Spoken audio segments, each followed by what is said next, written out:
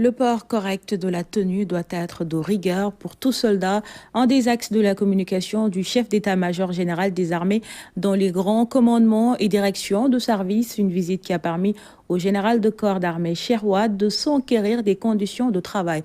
Retour sur cette visite avec Moussa Mané.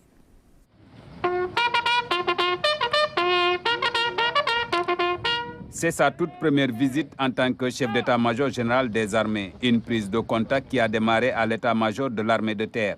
Dans son message aux officiers, sous-officiers, soldats du rang, le général de corps d'armée a rappelé quelques fondamentaux.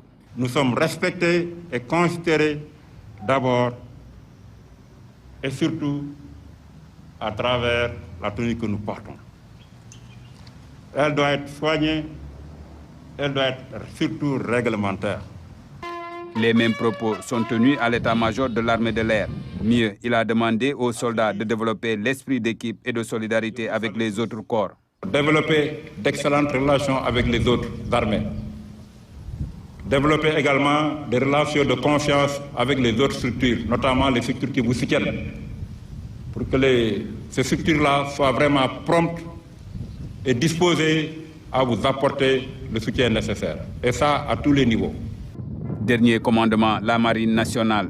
Ici, il a visité les différents services et la flotte. Cheikh Wade a aussi tenu à rappeler les défis qui attendent les unités de la marine nationale. Aujourd'hui, rien qu'avec l'existant, vous commencez déjà à avoir des défis RH. Maintenant, il faudra y ajouter tout ce qui se profile à l'horizon.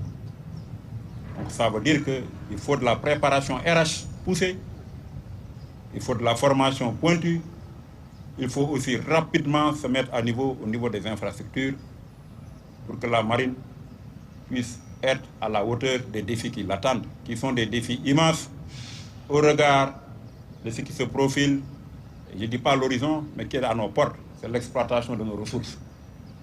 Nous serons interpellés avec tout ce que ça comporte comme risque et vulnérabilité gravitant autour de ce processus-là. La dernière partie de la visite a été réservée aux directions de service. C'est le cas de la direction du génie et des infrastructures, de la direction du matériel, de la direction des transmissions et de l'informatique, de la direction de la santé. Il a bouclé sa visite au niveau de la direction des relations publiques des armées, DIRPA. Ici, il a eu droit à un exposé sur les missions. À sa sortie, il s'est adressé aux occupants des lieux en ces termes. Vous avez une identité commune. Vous êtes des gens de la communication militaire, mais au-delà de ça, vous êtes entre frères et sœurs. Entre frères et sœurs, entre chefs et subordonnés.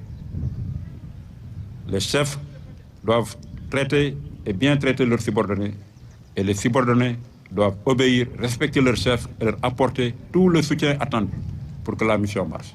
Dans son agenda figurait aussi l'Agence pour le logement des forces armées, avec l'ensemble des structures qui y sont rattachées.